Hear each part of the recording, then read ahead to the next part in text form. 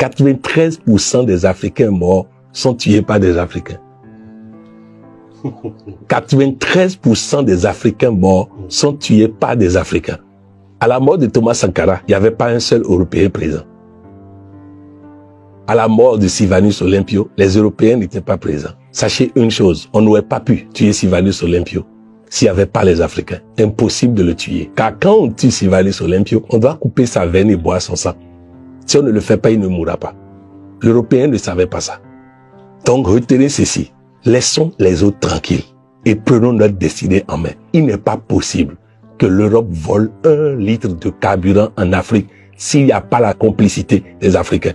Il ne peut pas rentrer en Afrique. Alors oui, c'est nous, Africains. Nous cessons de nous entretuer. Nous cessons de nous lapider. Nous cessons de nous attaquer les uns les autres. Si nous nous mettons ensemble et nous commençons par consommer africain, si je commence par manger le riz africain de très bonne qualité, si je commence par manger les fruits, les jus, les légumes de l'Afrique, si je commence par consommer les tenues africaines, si je commence par consommer africain, si je commence par épouser africain, vous imaginez, l'Afrique va être le premier continent où non seulement le continent est riche, mais le sous-sol est riche, le sol est riche, mais les hommes aussi seront riches et très riches. Coach Poyon, ne pensez-vous pas que le fait que l'Afrique ait été longtemps pillée, volée, soit en réalité à la base de la pauvreté de l'Africain?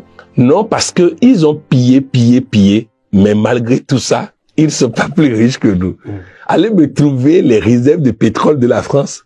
Allez me trouver les réserves d'or, d'argent de la France. Souvent, on dit que les pays africains sont endettés. Ça me fait tellement rire. Regardez le taux d'endettement des pays africains. Regardez le taux d'endettement de la France. Regardez le taux d'endettement des États-Unis d'Amérique. Regardez le taux d'endettement de ceci et cela et vous comprendrez. Non, non.